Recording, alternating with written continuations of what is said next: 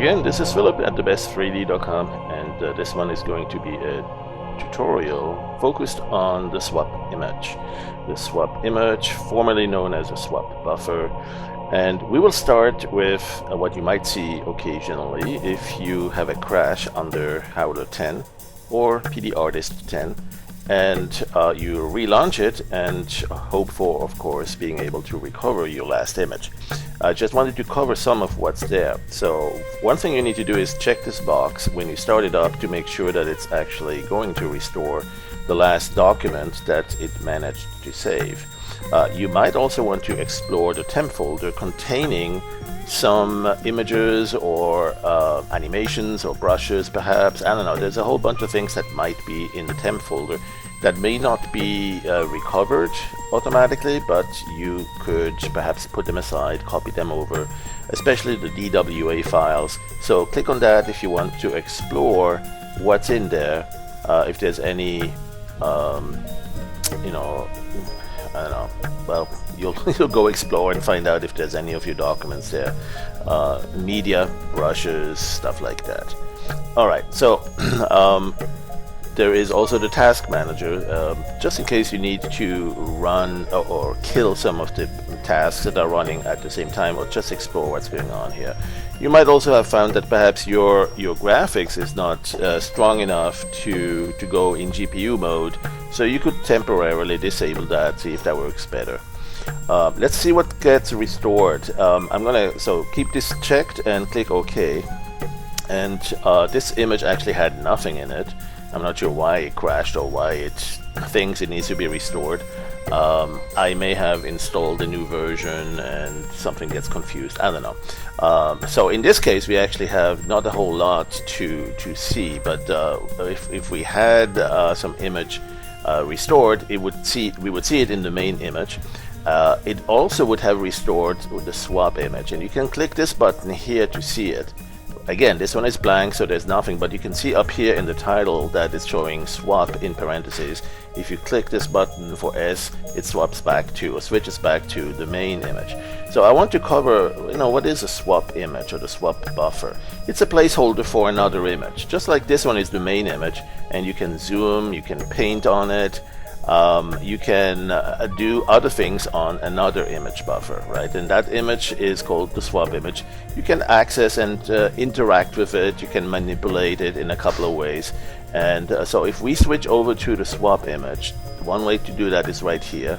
Another place, if your keyboard focus is on your main window here, you click the J for jump, but it may go too fast and actually do a double jump. So sometimes you'll see it click and jump back. So another safer place would be to go here, jump to the swap image, right? Same thing, lowercase j. And then there's also a copy to the swap image. So let me first jump to it, nothing there.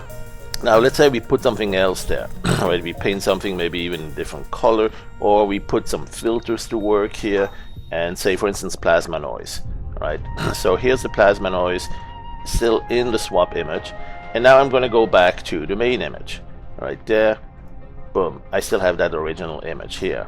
And so what I'm going to do now is, first of all, part of the workflow should be occasionally to grab a snapshot of that, like to store this image. So I can store an image copy, and there it is, and I can use that in many ways later on.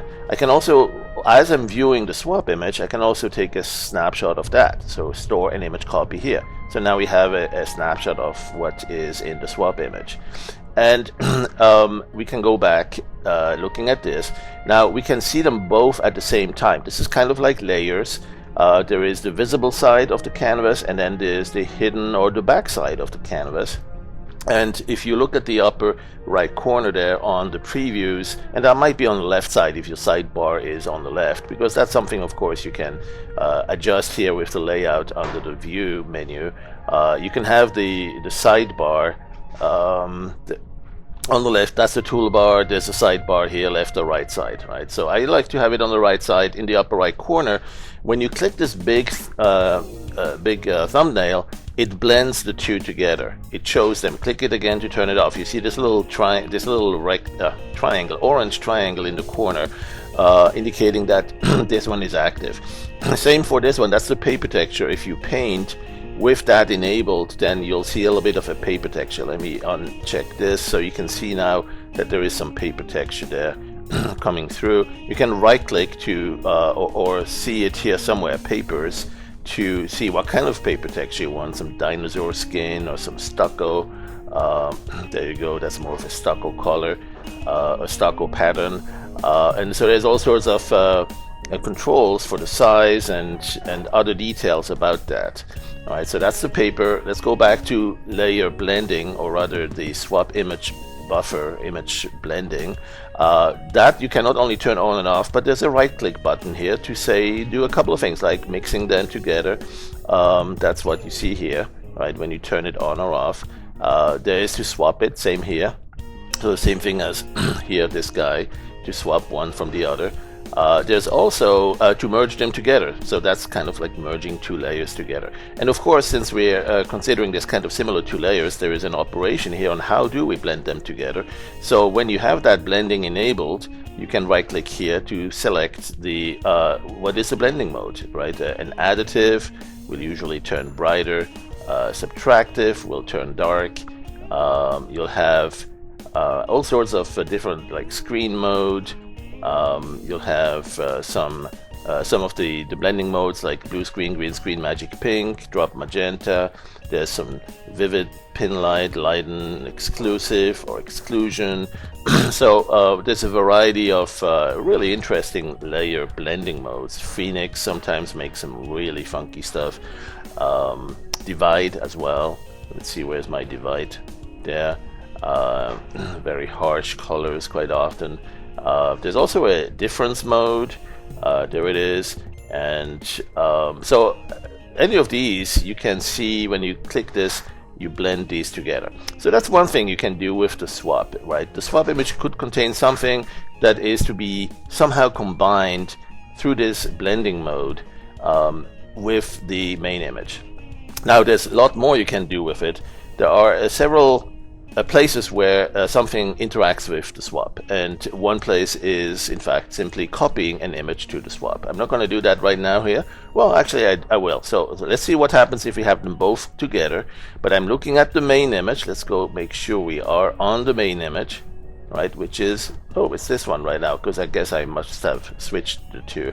So let's say, okay, now I'm on the main image, and if I switch the two, this guy is here, and if I want to copy that through, let's say if I blend them together, I still see it this way. But now if I copy to swap image, then we have, oh, nothing there. All right, so that didn't quite, I guess when we have the blending in mode enabled here, it acts a bit differently. Okay, well, no problem. The thing I wanted to show is actually if you want to restore what you had before, or you want to restore a different scenario, simply select the scenario. Let's say you're looking at the main image and you say this is the one you want, just click this. That will restore this image. Then you go to the swap image and you say this is the one you want. Even if you didn't have it, let's say if you had messed this up, just click this and it will restore that. So one place to work with the swap image is really through those stored images. And in fact, you can do a couple of things here, including the alpha. If there is an alpha selection mask that was also stored automatically, you can restore that separately. You can work on just the RGB channels or HSV. You can also take the image back to a brush. So there's a variety of places where this stored image can be used. And so now what I'd like to do is really go keep this one in the main image, in the swap image, and go back to this one and see something else you can do. With the swap, if you look under the filters, there's a couple of things where you can combine things with swap, and composite things with swap, and displace and emboss. All right, so let's take a look at emboss. Let's try from the bottom here first. So embossing will add sort of an emboss pattern there, and you can adjust the level of emboss. Right, and so that could be an interesting way to add a little bit of 3D lighting effect to it, kind of a shading or lighting right there. All right, so that's one thing you can do with this. Let's go and restore the image. And other than the embossing, there's also a displacing, and that's one of my favorites. Let's take a look at displace. Let's first, there's several methods of displacement. The first one here, you simply adjust the slider here, and as you do, you see that the image that's behind it, from the swap image, is acting as a force field to distort or displace the pixels from this image. So you can create some interesting patterns with that. Let's say we start, in fact, with something a bit more like a checkerboard. Let's go render checkerboard, something like this, right? And so now I'm going to do that displacement, displace by swap, right there. And you can see it's doing all sorts of funky stuff to that. Now that's cool when it's static. It's even cooler when it's animated. So there's, of course, when you create an animation under the timeline filters, you'll find some of these displacement by swap as well. So not all of them. Here, this is really cool. Let's see, the pool display is pool displays is very powerful. That one we often use when we create sediment layers for mountains, stratification layers for mountain scenes. It just works really beautifully. There's another one too, but they're not all in real time. Not all of them are fast enough to go real time. So if you look at displays, this one here, the color twirl, is pretty fascinating too. But what you have to do is you have to kind of set the slider and then let go, and then after a short while you'll see the results there. Right. So anyway, so some of these are really, really great for a variety of users. And in fact, I'm going to now load the same image here.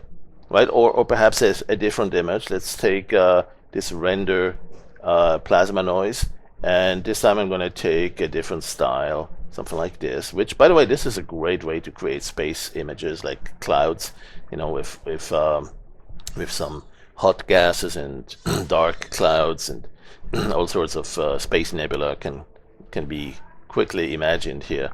But what I'd like to do is really take this through the displacement.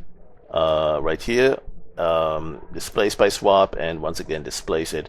And you see, one thing that this can help you with is create patterns that are great for things like marble, right? Wooden texture, especially marble rock and marbles and stratified marble patterns. Of course, you might want to then map it onto a different color. So say if you go to the fill tool and look at the gradients, there are plenty of gradients here that might be better suited for sort of a marble appearance. So do something like that and go to map to current. So you have now kind of an orange or reddish, slightly reddish tint.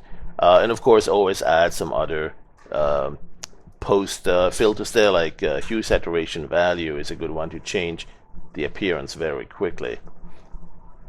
So for instance, if you want to have more of a dark blue marble, something like this, take the value down, a bit more saturated perhaps, all sorts of different fine adjustments, maybe give it back some dynamic range, expand the dynamic range. So you see how you can quickly create some textures that are very, very sophisticated, simply by working with something coming from the swap image, right? And if you do want to create something really fancy or different, you add something to that, right? You do a dread plating, for instance, something like that, perhaps with just a little bit of the weathering, and then undo it, but not altogether. So you do the interactive undo, the gradual faded undo. So you still have some of that general noise there, but you also have some of this, and so somewhere in between you have a combination of both.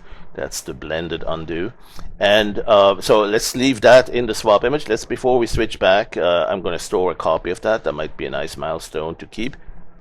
Go back to the main image and now further displace it with what's in the swap right now. So I'm going to go to displace by swap. This time I'm going to use the pool displays, and you can see some interesting things happening here. There's a little bit of displacement, but there's also these lines because we have that pattern with the dread plating still dominant there as well. So there's all sorts of interesting side effects from that.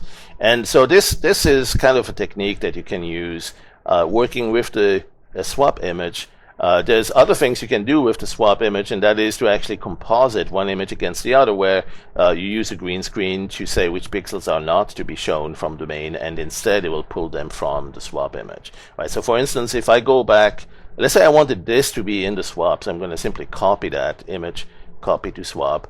I can also store this if I need a snapshot. Let's go do that. Always a good habit.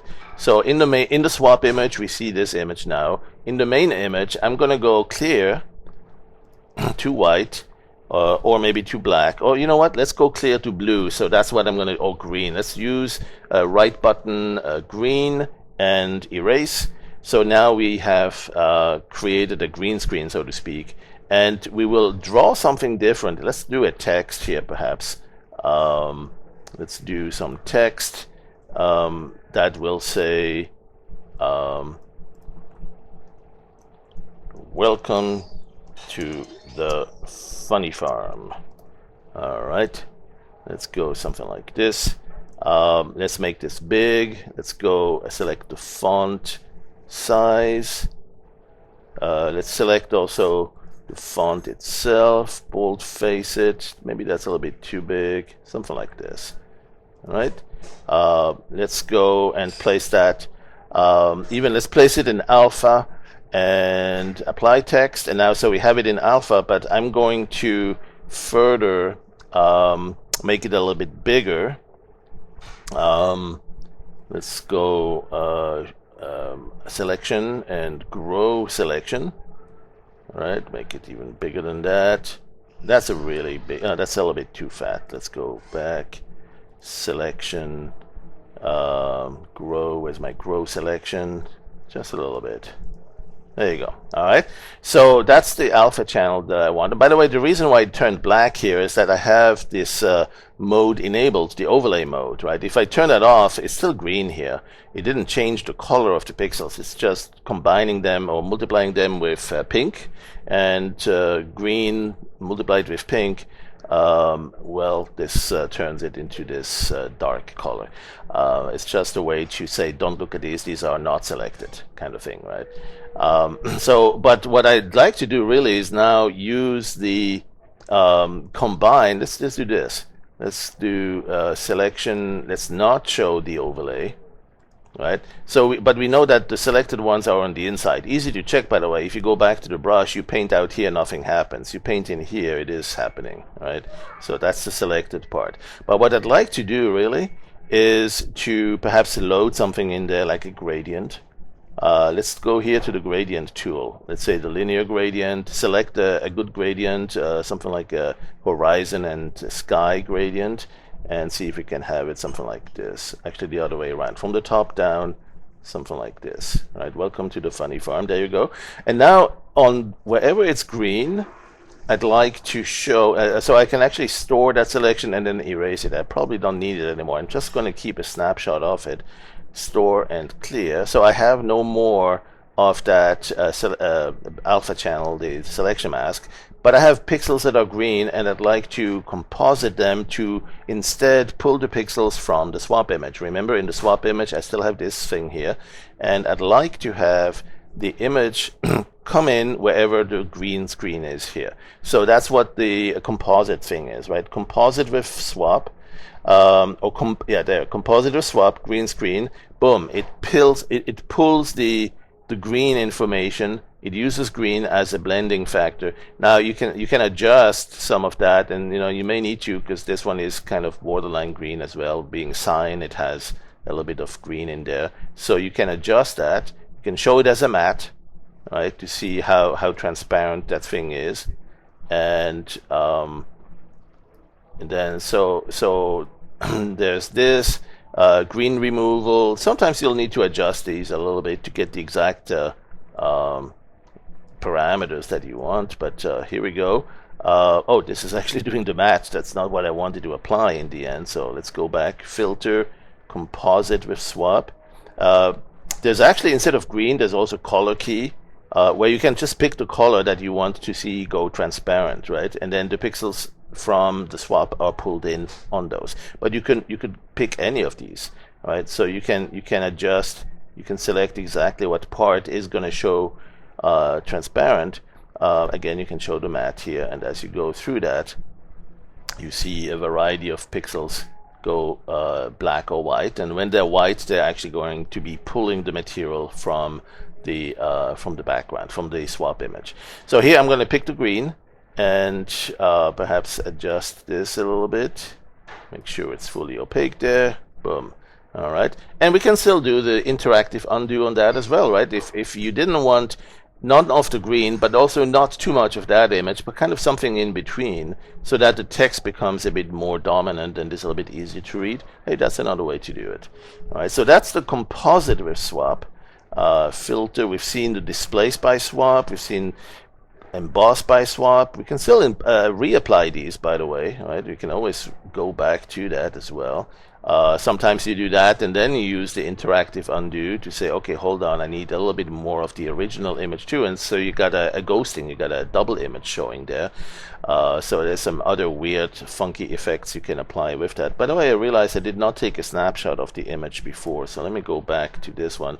It's just a good habit, right? Store image copy, just in case you want to get back to it quickly. In fact, even the one before that, right, this one, before we did the composite, that might be a good candidate. In fact, every once in a while you may want to save them to disk as well. This is using memory or RAM, and if the battery were to die or the program were to crash, you wouldn't have saved copies of all of these.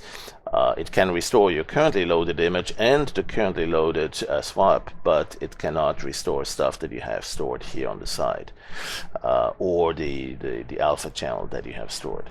All right, so one thing we want to do is one more option here is composite with swap, and so that one is really interesting. For that, what I'm going to do is I'm going to go to replace the alpha. Actually, no, not yet. Let's go clear that first and simply see, well, okay, so what's that going to do? Here we have this image, here we have this one. When we do combine with swap, there's a whole bunch of combine modes. There's one at the top that is interactive. The others are kind of automatic. The mix with swap is kind of similar to this interactive undo, but not from the current image back to the prior image. It's from the current image over to the swap image. All right, so mix with swap is essentially saying, show me the current main image, or show me the current swap image, or anything in between. There's a nice little blending story here. But the beauty of it is that it is also aware of the alpha channel. So if you have a selection mask in effect, let's cancel this and put that alpha channel in there. Let's go replace it. So now we have the alpha, and if I turn this thing off on here, the overlay, you can see the usual discoloration. That's intentional, to tell you where we are not selected. But disabling that is great because it can then get you a better understanding what we're doing. So we're looking at all the pixels here from our main image, right? We're still in the main image here, and we are going to use that combine with swap, mix with swap. So now as we mix it, you notice the only place where it's actually mixing it is through where the alpha channel says it's cool to do so. So it's okay in those selected pixels, and therefore it's doing the swap transition here. Now you may want to do 100% of that, or just a little bit. Again, that's up to you, and that's the beauty of it. You can therefore reveal really funky images. So whatever you have there on the swap image, right, is going to be revealed right there. You can see here as I'm zooming in and try to log on, for instance, on this LC, if I switch to the swap image, it's still the same pixels, right? So that's what that is. If I enable the swap overlay, the alpha overlay, switching back and forth helps you even better understand and see exactly where is this outline of the transition from selected to non-selected. And indeed, the images, the pixels that used to be in just the swap image have been transferred to the main image. Right, so if I go and disable that, in fact I can clear the selection mask now, and so we have transferred the image that used to be in swap here. We've transferred it wherever we allowed it to be transferred based on this alpha mask, this selection mask in the alpha channel. We had that there to allow the combine with swap to happen. And now there's a couple of other modes that you might want to look at. Sometimes complement sometimes difference. For instance, one thing you may want to do is you have two images that are almost identical, and you just want to see where are they not identical, where is the difference. Let me show you that. For instance, if I have an image like this, and I take a very small brush with just a pixel, the simple dot, right, and I draw something a little bit different, but it's in an area which is dark already, right? Something like this here. I'm going to select dark primary color, and I'm going to draw something here. So here we can see I drew something, but when you zoom back out, tell me where it is. It may be difficult to see, or you may not know because maybe you didn't do that. Maybe this is an image compared to another. All right, so what we want to do is compare one image, this one, to the other one. See, I'm looking at the swap image here. I'm looking at the main image here. Both of them have an image that's almost the same. I'd like to see where are they different. Well, what you do is you do a combine with swap in difference or subtractive mode, right? So, or here, difference, right? So that will reveal where you actually have differences between the two. Right. So, and then of course, if it's not easily seen, you might want to apply the threshold filter on that, or perhaps first turn it to grayscale, grayscale it, something like that, and then expand dynamic range. That might make it a little bit brighter. Or again, as I indicated earlier, with the threshold, you could say, show me any difference by just adjusting that threshold. So even if it's only a slight difference, boom, make it a full white, right? So that's another interesting technique. And this goes into the area of image processing and analysis. And sometimes that's really what you want to use Howler for. You want to see two images and see how different are they. Right? Sometimes it's really just because you did something to an image, like apply some lighting. Let's say you have this thing here, and then you apply some lighting to it with the stylized lighting tool, but you apply very little lighting. Let's see, from the side, not high intensity, just a little bit. You want to see the original, let's say something like this, and I'm not sure if I'm getting the right impression here. It should be actually lighter. Smoothness is not a texture height. Maybe it's really just to show. Okay, so we have this one here, and then I'm gonna go store this, right? And I'm going to go interactive undo a little bit. So here's my interactive undo where we were before the lighting, but just a little bit. So we're going just a tiny notch, so we know something's changed a little bit. And I'd like to now show how much of difference is there. So I can load this one here. I'm going to store this. This one is the second one with the slight reduction, and this one is the original. So you can see when I click one or the other, there is a difference here. So I'll keep this one here. That's the original image. And then I'm going to go for this guy, load this dude in. So we now have two images as we swap from one to the other. Click on that. It switches from the main to the swap and back to the main. You can see there's a slight difference. And again, if you want to see and actually show the difference, you go to combine with swap and ask for revealing the difference. Now, it may be very subtle, right? So you may need to expand the dynamic range to see it better. But what you'll see are going to be patterns that are mostly showing no difference in a certain range, like here, all the same gray, and then go to another. And you know what? This is actually really cool stuff to use in a puppy ray as terrain, or even in 3D Designer as terrain, right? So for instance, because it will appear like plateaus, it will appear like flatlands, right? And then stratified layers. So one thing I usually do with that is I also go to the filter for photographic effects like light diffusion, and that will make it look a little bit like what do we call it, like sediments, deposits along the edges. Right, and then so maybe we'll go precise level, okay, that, and then one more thing, make it seamless. There you go. And so now we have a pattern that we should be able to use in Puppy Ray for seamless endless tiling. Let's go and store that. Store a copy of this, and take a look at what it will look like under transform a 3D designer first, because maybe we want to add some erosion to that, but here it is. So you can see there's some interesting effects that this gives us. So let's add some soft shadows, reduce the pre-filter, zoom into it, move into it a little bit. All right. Okay, so you see how it's got this stratification. You got these layers, because it's mostly flat from one area to the next. So let's go back to this image and perhaps do the same thing under Puppy Ray. So I'm gonna go with the ray tracer, our beloved Puppy Ray. This time I'm gonna go with the CPU version, just to show that you can do that too.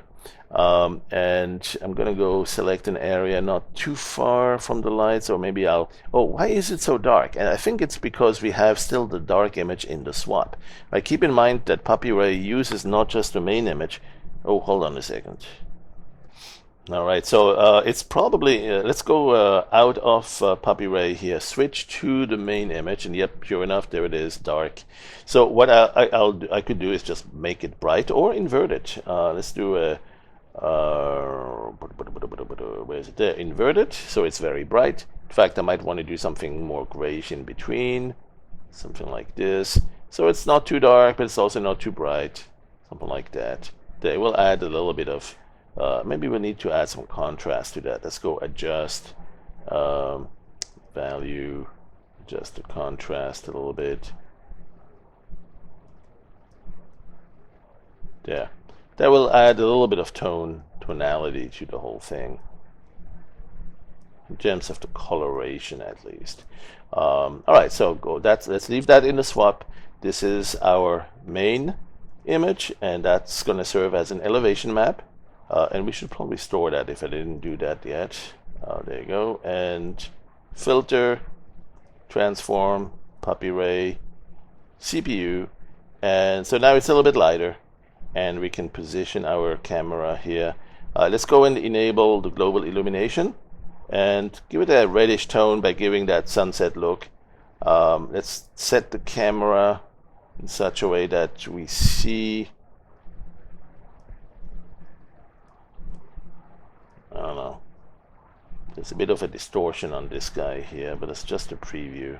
In fact, I don't want to see the sky. I just want the sky to add some reddish tint on me here. And let's say I'm gonna go down here a little bit until I have a perfect spot. I don't know, let's use that. And for the light, I could have the light go away or go up a little bit, something like that. And I'll simply select the quality, medium quality, and ray trace that. All right. All right, so we've done a lot of things here, and I just wanted to get started on you working with the swap image, understanding how the swap image can be used to work as a displacement tool, to work as an embossing tool, to work as a image-based compositing filter, green screen, blue screen, and so on. And then, of course, the end result, there really is no end to it. You see, we've taken this into some other mode now with the ray tracer, and doing some landscapes. Maybe you're designing a game and it plays in the times of the Maya and the Incas, and you have some sort of a landscape, or maybe it's some other planet and you have some weird looking plateau, stratified landscape that you want to render there. And so that difference mode is an interesting tool.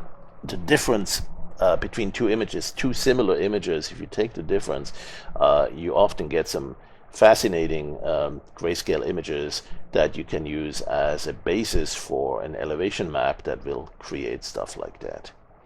All right, so I'm going to finish this off. I'm going to, in fact, cancel this image and do one more change. I'm going to reduce the pre-filter and to 0, and also show more details here and say I don't want the interpolation, so I want the blocks to show. Remember that we can get it to have a very blocky look. Look a little bit more to this side, because I want to see this in the upper right corner. I want to see the tip of that, something like that. Let's say perhaps zoom in a little bit. That would be here. Perhaps give it a 3 or even a 4 on the focal length. Keep looking up there. Ooh, there's some interesting little spikes there. I love those. It always looks a bit like Monument Valley or some Grand Canyon kind of thing. Let's move the light out away though. There you go, that's good enough. All right, and do a high quality render. For sake of this demo, we don't need to wait extra time for the final render. Let's go ray trace this. And there we go. Thanks for watching. Hope you can start using the swap image.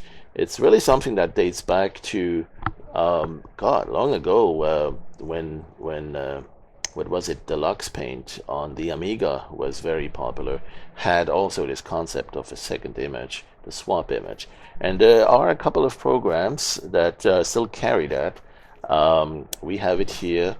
There's this other program from a developer in Germany also, that's quite popular for game developing, also for making sprites and making some graphics. We use it in fact for some of our icons.